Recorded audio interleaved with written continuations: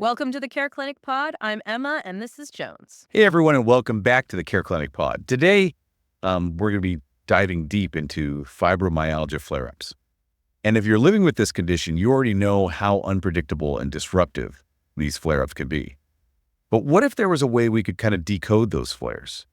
So instead of feeling blindsided, you could anticipate them or maybe even get ahead of them. And that's what we're hoping to do today. It all starts with understanding that a flare-up with fibromyalgia isn't just a random surge of pain.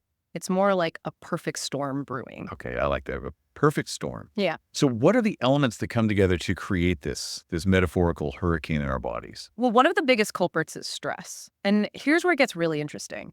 Your body doesn't actually differentiate between like a work deadline looming over you and, say, a physically demanding workout. Wait, so my body is reacting the same way to a grueling spin class as it does to an argument with my partner?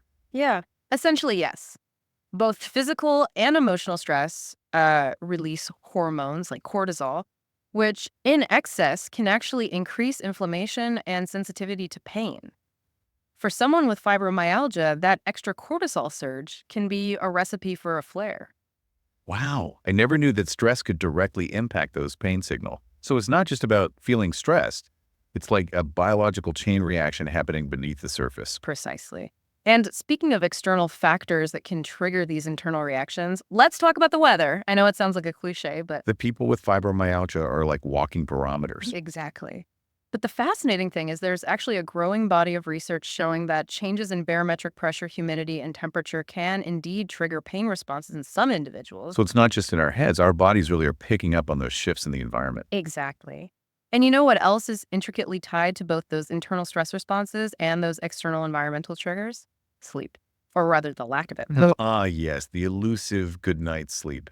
I feel like for many of us, it can feel like a luxury rather than a given. But how does sleep factor into this perfect storm we're talking about? Well, when you're sleep deprived, your body produces more of those inflammatory proteins we were talking about earlier, the ones that can amplify pain signals. But it becomes a vicious cycle because then the pain makes it harder to sleep, and the lack of sleep makes the pain worse. It's like this frustrating loop that can be really hard to break. It's like your own body is working against you, which has to be incredibly frustrating. It's like you just can't catch a break. Yeah. And to make matters more complicated, even things that we associate with feeling good can sometimes backfire when it comes to fibromyalgia. Yeah, that's right. And physical activity is a great example of that. Wait, hold on. You're saying that exercise can actually trigger a flare, but we're always told that exercise is good for us. You absolutely want to stay active when you have fibromyalgia. It's crucial for managing symptoms long term, but it's all about finding that sweet spot, that delicate balance between challenging your body but not pushing it over the edge. Overexertion, especially if you haven't been consistently active, can definitely lead to a flare up. So it's not about signing up for a marathon tomorrow.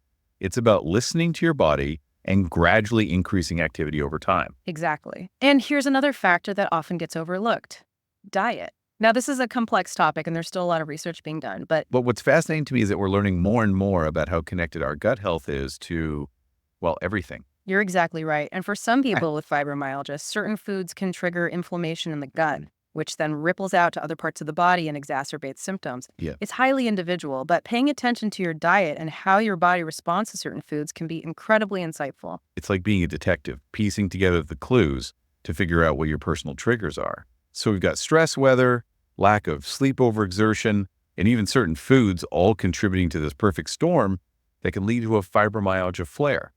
But recognizing those triggers is only half the battle, right? We need to know what to look for, how to actually recognize that a flare is brewing or that we're in the midst of one. And I think this is where things get even more complicated because it's not always as straightforward as just experiencing more pain, is it? You've hit the nail on the head. Fibromyalgia is notorious for manifesting in all these unexpected ways.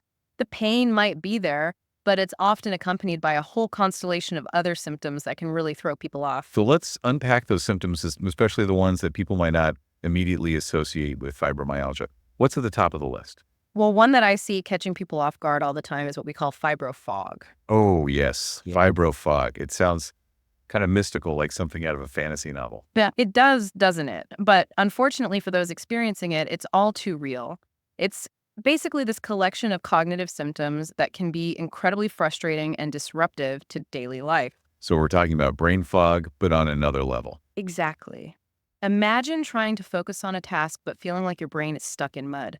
Or maybe you walk into a room and completely forget why you went in there. Or you struggle to find the right words when you're speaking. It can be incredibly isolating because people who haven't experienced it might not understand the toll it takes. It's like your brain is working on a significant delay, and it can make even simple tasks feel monumental. Yes. And here's another symptom that's often overlooked or misinterpreted: mood changes. Ah, yes, the emotional roller coaster that can come with fibromyalgia. It's important to remember that chronic pain and fatigue can take a huge toll on your mental health. It's not uncommon for people with fibromyalgia to also experience anxiety, depression, or even increased irritability.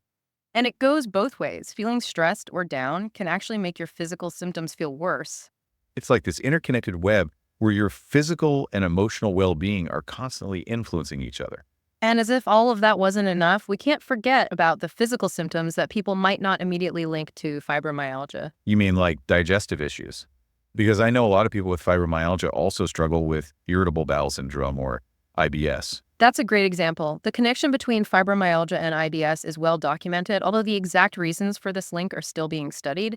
And then there are even more unexpected symptoms like urinary problems. Really, I had no idea fibromyalgia could affect the urinary system. It's not as widely discussed, but some studies suggest a connection between fibromyalgia and conditions like interstitial cystitis, which can cause bladder pain and frequent urination. It's like we're learning that fibromyalgia can impact nearly every system in the body. And that's why recognizing the full spectrum of symptoms, even the ones that seem completely unrelated, is so crucial for effective management. It's about understanding the bigger picture of how this complex condition is showing up in your body. It's like we need to learn to read our body's language, even when it's speaking in like whispers and not shouts.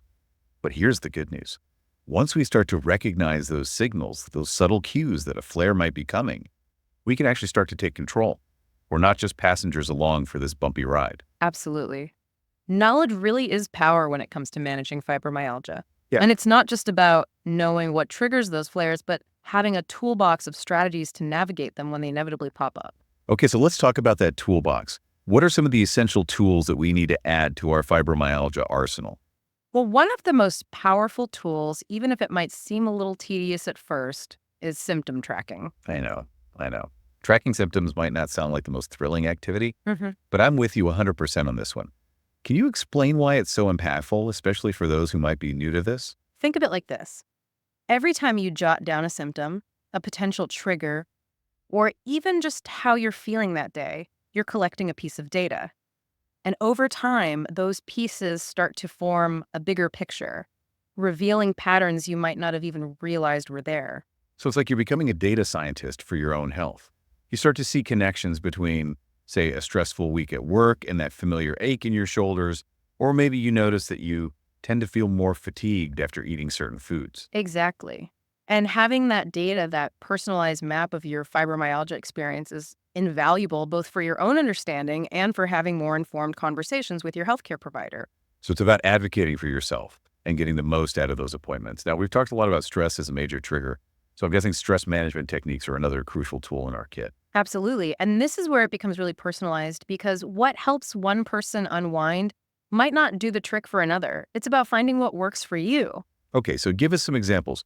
What are some of the go-to stress management techniques that you've seen make a difference for people with fibromyalgia?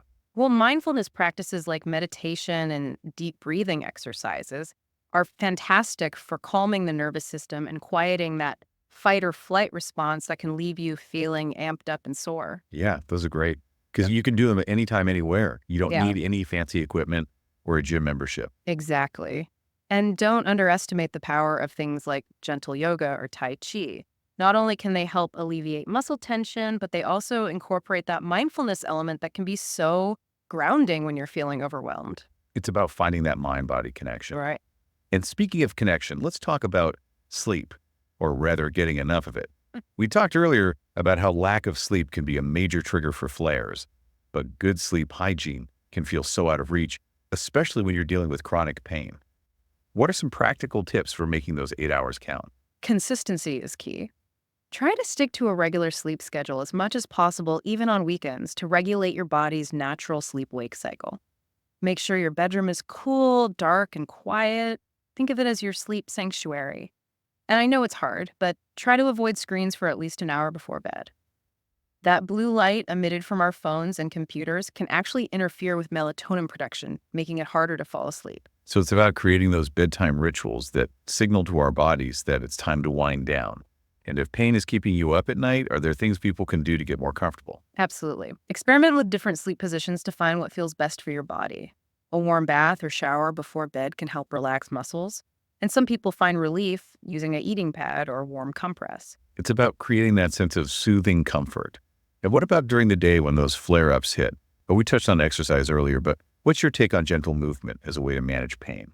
It's all about listening to your body and finding what feels good on any given day. Gentle stretching, walking, or even just light movement can help to increase blood flow, reduce stiffness, and release endorphins, which act as natural pain relievers. It's about working with your body, not against it. And I think that's such an important message to emphasize throughout all of this. There's no one-size-fits-all approach to managing fibromyalgia.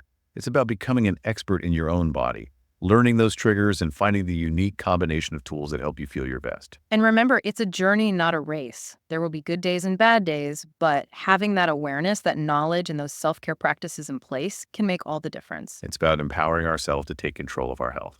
Well, thank you so much for sharing your insights with us today. This has been incredibly eye-opening, even for someone like me who thought they knew a thing or two about fibromyalgia. It's been my pleasure. And to everyone listening, remember, you are not alone in this. Keep learning, keep advocating for yourself, and keep believing in your ability to live a full and meaningful life with fibromyalgia. And don't forget to check out our show notes for links to helpful resources and information. Until next time, be well, everyone.